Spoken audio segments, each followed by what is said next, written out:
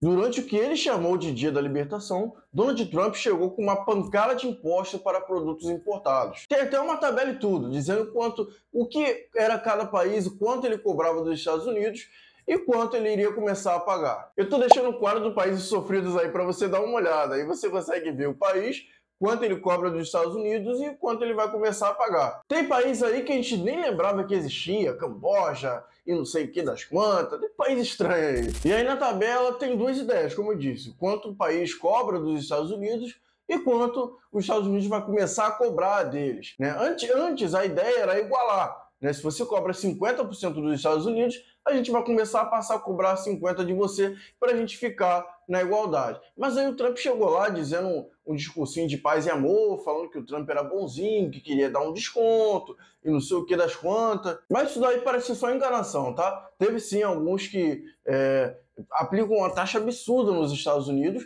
e eles aplicaram bem pouco neles, beleza. Mas alguns aí ele deixou com 10%, e o Brasil está incluído nisso. Só aí que está a questão. Ele mesmo pronunciou dizendo que alguns países que estão com 10% é só o 10% base, é só o imposto base. Ou seja, o imposto realmente ainda vai vir por aí. Entende? Então é só para aquela segurada.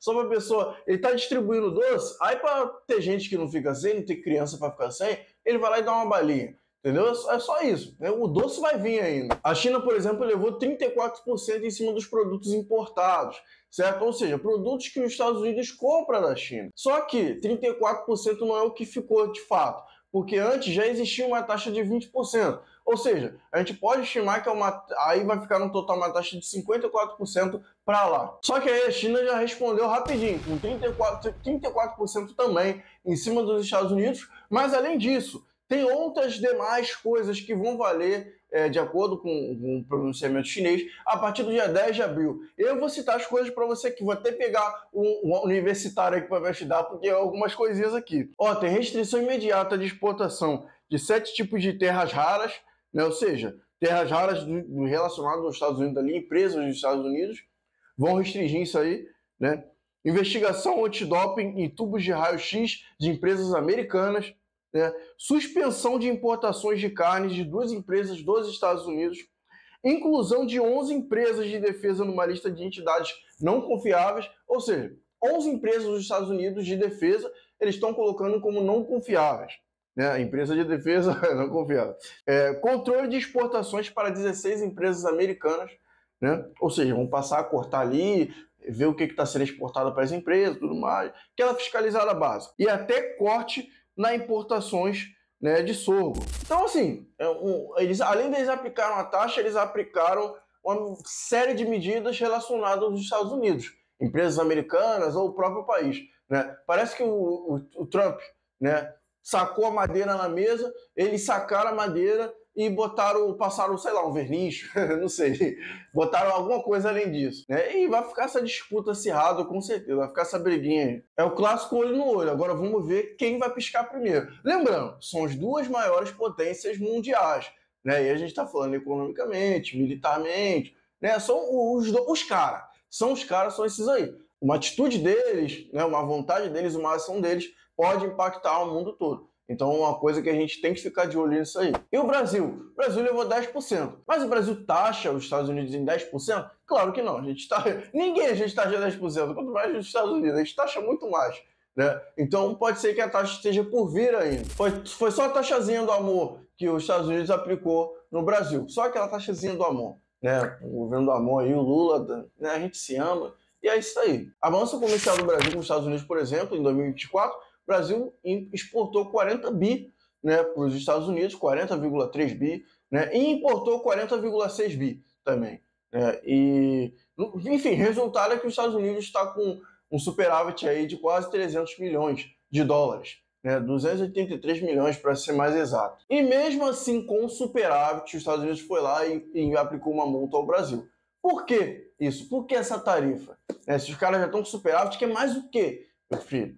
Bom, primeiro o Brasil a gente sabe que a gente internamente que vive aqui já passa por isso. Muita regulação, muitos impostos, muita burocracia. E é exatamente isso que o Trump e os Estados Unidos estavam reclamando. Né? Além dos impostos, altos, eles reclamaram também, né, restrições, barreiras técnicas, sanitárias e até incentivo a conteúdo nacional nas compras do governo. E aí, para o Trump, o Brasil não colabora e precisa mudar, com ou sem conversa. Ou seja, ou vai no diálogo ou vai na marra. E a gente concorda, o Brasil precisa mudar. Não é só externamente, não. O Brasil precisa mudar internamente. Primeiro começa a mudar internamente porque é a gente que mora aqui, né? Vamos primeiro cuidar do pessoal que está aqui, depois a gente vê lá. Apesar de que, né, o relacionamento internacional afeta o Brasil. Mas ele precisa mudar, é um fato. O Brasil precisa mudar e já passou da hora disso. Mas o que exatamente o Trump quer com isso? Com o Brasil mudando, tarifa aqui, tarifa ali, toma aqui 50%, 34%,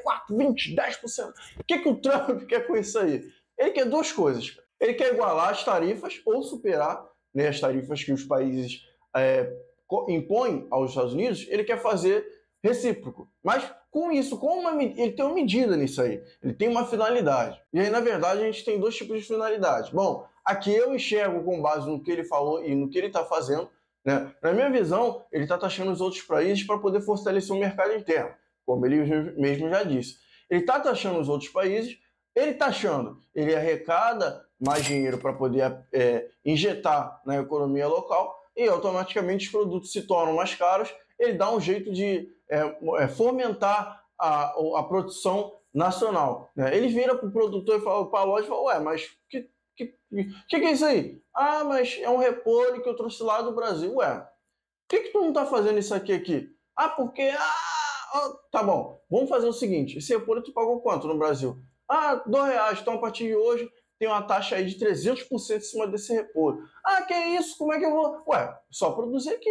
Por que você não produz aqui? É isso que ele quer fazer, entendeu? É basicamente isso. Ele vai com gente que vai trazer, ele acaba arrecadando mais, né? E para o produto se tornar mais caro, o número de importações deve diminuir, deixando um buraco na economia nacional dos Estados Unidos, e vai chegar alguém, vai suprir essa demanda aí, com certeza. Como ele mesmo disse, se não quiser ser taxado, traga as fábricas para os Estados Unidos. Ele disse isso, né?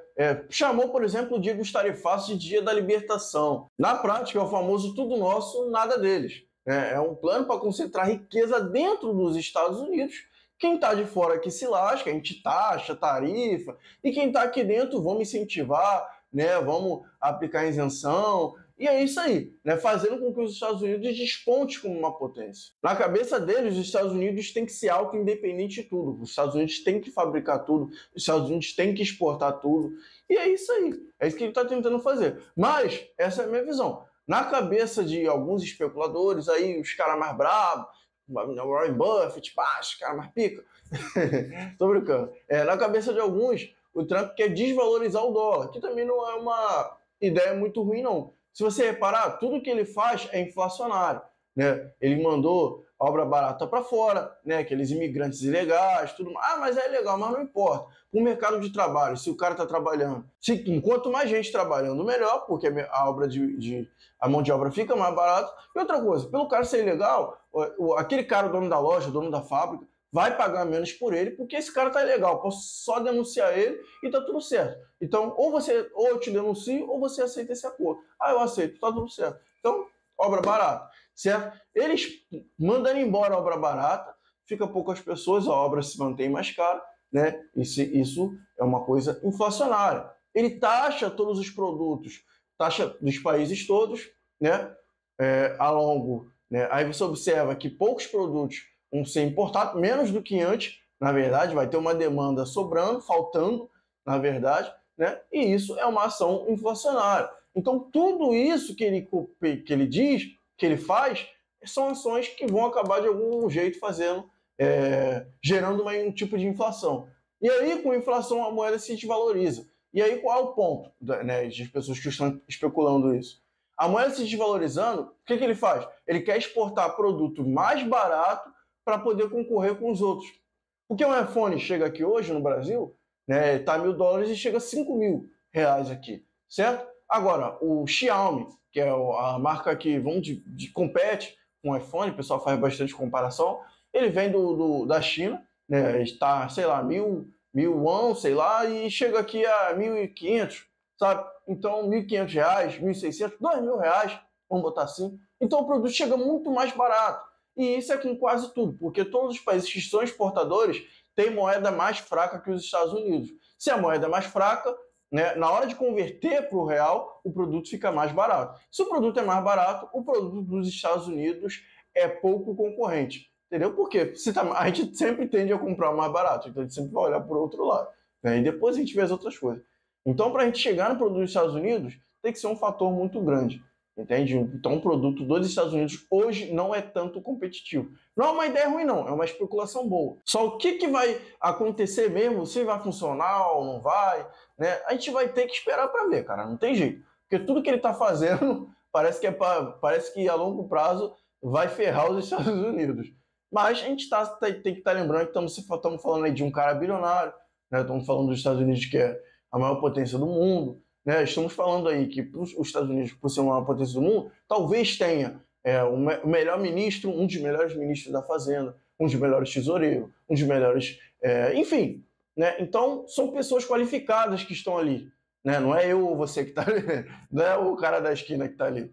São pessoas que entendem da parada e estão qualificadas para isso. Então, deve ter uma loja para o que eles estão fazendo. Entendeu? Então, o que a gente vai...